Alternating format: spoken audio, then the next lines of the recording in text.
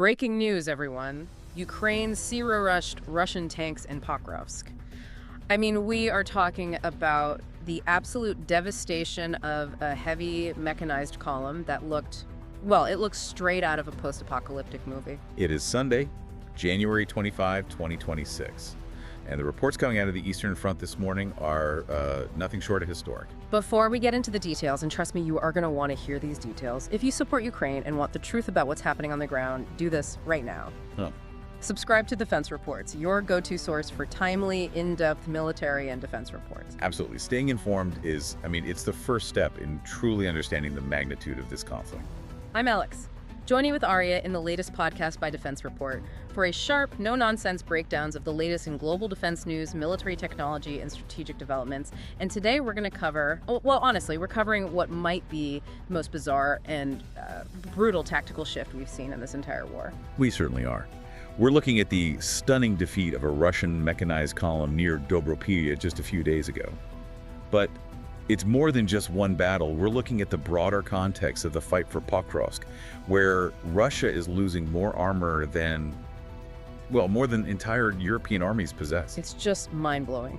So the mission for this deep dive is pretty clear. We need to analyze how the hottest sector of the war has devolved into these Mad Max-style assaults. We need to talk about why Russia's victory claims from back in December were, let's just say, premature. And we have to get into the tactical innovations like this drone carousel that are keeping Ukraine in the fight. Precisely. It's a story of adaptation, desperation, and just industrial-scale attrition. Okay, let's unpack this. Start us off with the Mad Max reality, because when I read the reports about the engagement on January 18th, that was just last week, I had to double check. I wasn't reading some kind of movie script. The visuals were wild. It does sound cinematic, doesn't it? But the reality is incredibly grim. This incident, it took place near Dobropilya, which is just north of Pokrovsk. The 14th Operational Brigade engaged a Russian heavy mechanized assault. We're talking 11 vehicles.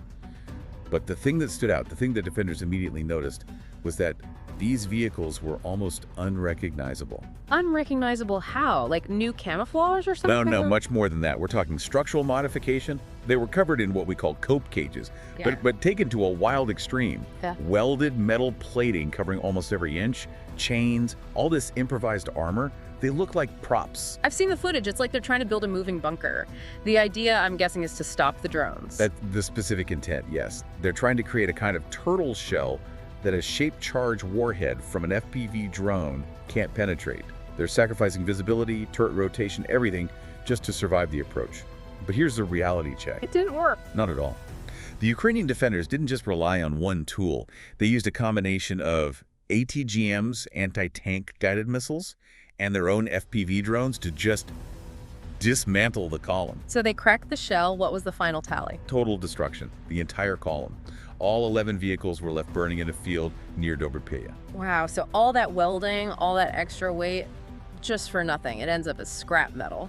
But here's where it gets really interesting, and honestly, a bit disturbing.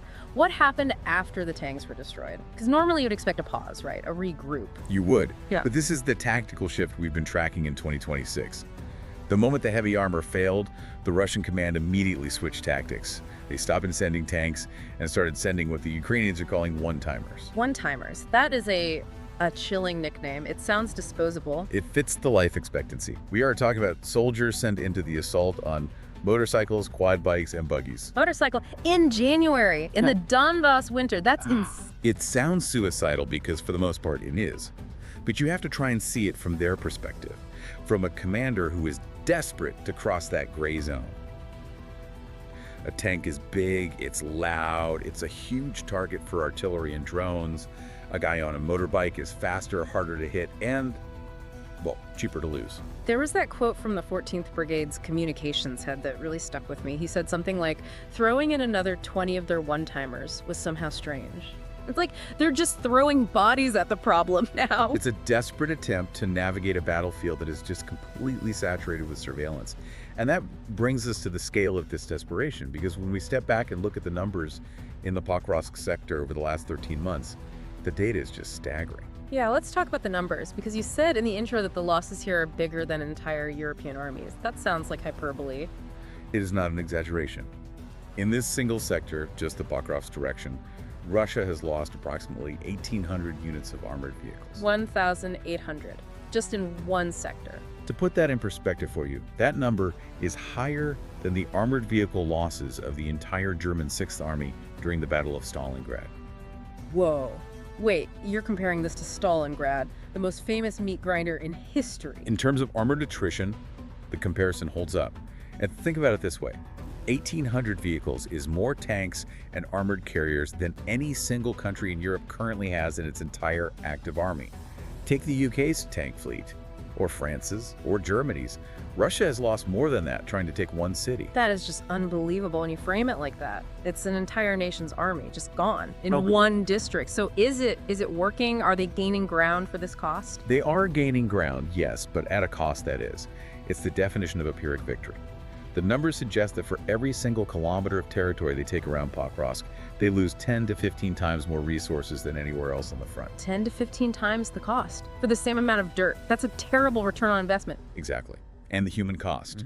Well, as of January 2nd, the updated data puts total Russian personnel losses at around 1,209,880. Over 1.2 million. It's hard to even wrap your head around a number like that. It really is. But this brings up the narrative war that's happening alongside the ground war. Do you remember back in December? Oh, I remember. December 1st, 2025. Russia put out that huge statement. Pokrovsk has been completely captured. It was everywhere. And it was a complete lie. A ghost victory, right. Claiming the win before the battle is even close to over. Precisely. Let's look at the reality on the ground. We have confirmation from the Ukrainian commander-in-chief, Oleksandr Syrsky. What really happened was that Ukrainian forces made a tactical withdrawal from the central districts, which were just rubble, but then they fought back. So they pulled them in and then launched a counterattack. Effectively, yes. As of right now, late January 2026, the 7th Rapid Reaction Corps confirms Ukraine has full control over northern Pokrovsk and Mirnorad. They didn't lose the city. They used the geography as a trap. This sounds like that fortress belt strategy you've talked about before. Can you explain that a bit? Because to an outsider, trading space can sound a lot like retreating. It's more nuanced than that. The goal isn't rigid territorial defense. It's about bleeding the enemy dry. Ukraine has built these deep-layered fortifications, anti-tank ditches, lines of dragon's teeth, those concrete pyramids you see. The dragon's teeth. Classic stuff. Right, but they're not just walls.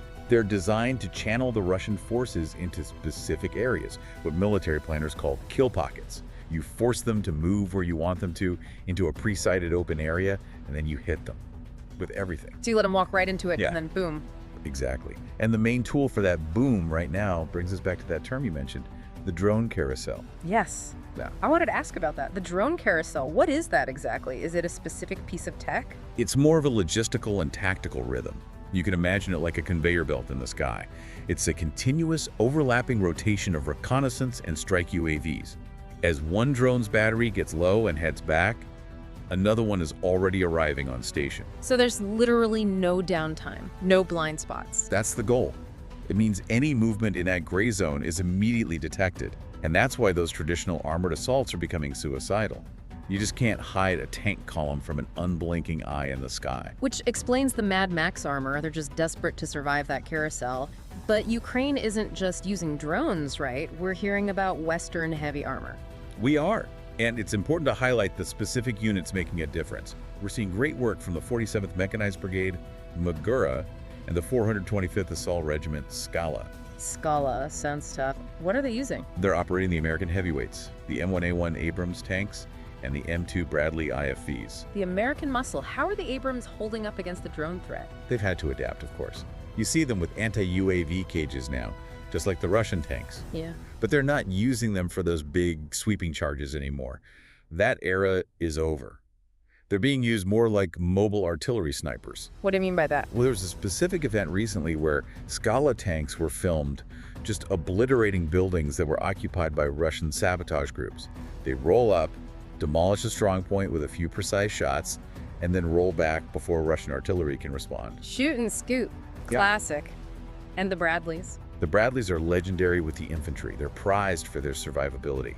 When you have to rotate troops through those kill zones, under fire, the Bradley is what saves lives. It can take a hit and keep going. Speaking of logistics, Yeah. you mentioned something about ground robots, because we hear about the air drones all the time. This is a huge innovation that doesn't get enough attention. Think about it. If a tank can't survive the trip to the front, a regular supply truck has no chance. Right, so how do you get ammo and water to the front lines? You use unmanned ground vehicles, UGVs, ground drones. They're small, low profile, and they can carry ammo, water, medicine, right up to the forward positions. If one gets hit, you lose a robot, not a person. That's incredibly smart. It's like watching the entire battlefield become automated in real time. Yeah. But we have to zoom out. Because while this is all happening in Pokrovsk, the bigger picture for January 2026 is it's cold. It's very cold. And that brings us to the energy war. The ground war is fought for meters, but the strategic war is fought for megawatts. I saw the stats on the grid. They're not good. No. Pre-war, Ukraine had a generating capacity of around 33.7 gigawatts. Now, because of relentless Russian airstrikes, it's down to about 14 gigawatts. Less than half. That's a catastrophic drop for any country in winter. It's critical. Russia's strategy here is clear. They know they're stalled on the ground, so they're targeting heat and power during the coldest part of the year to try and break civilian resilience. It's brutal. But Ukraine is hitting back, right? They aren't just taking it. Not at all. Just on January 13th, the 25th Airborne Brigade pulled off a textbook operation. They used reconnaissance to find a Russian unit forming up for an assault in the Shakhtarsky neighborhood.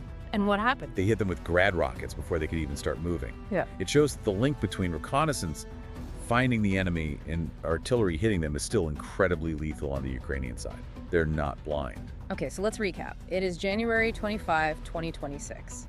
Russia is throwing historic amounts of men and metal at Pokrovsk, literally losing more tanks than exist in the UK or Germany. They're welding scrap to their vehicles just to survive the drone carousel. And yet they failed to take the city. Ukraine is holding the line, innovating, and using Western armor as a scalpel, not a sledgehammer. But the cost is high, especially on the energy front. So what's the so what here? What's the bottom line? The so what is that the 2026 campaign won't be decided by some sudden breakthrough. It's going to be decided by who can manage exhaustion better. It's a war of attrition and resilience. A stamina test. Exactly. And Pokrovsk is the anchor of that entire front. As long as it holds, Russia can't secure the wider region, and they continue to bleed out their best units for tiny gains. Its survival is the prerequisite for any future Ukrainian counteroffensive. And as we've seen, bleeding out is exactly what's happening. 1,800 armored vehicles. That number is it's a graveyard. It is. And it's a grim reminder that in modern war, you either adapt or you are annihilated. Well, that is a lot to process. But that's why we do this, to cut through the noise. It's about understanding the tactics and the real cost behind the headlines. You've been listening to Defense Report by Alex and Aria, where we analyze the latest in military strategy, global defense, and advanced weaponry. Thank you for listening. And hey, if you found this deep dive valuable, please don't forget, subscribe to Defense Reports, your go-to source for timely, in-depth military and defense reports. We'll catch you next time.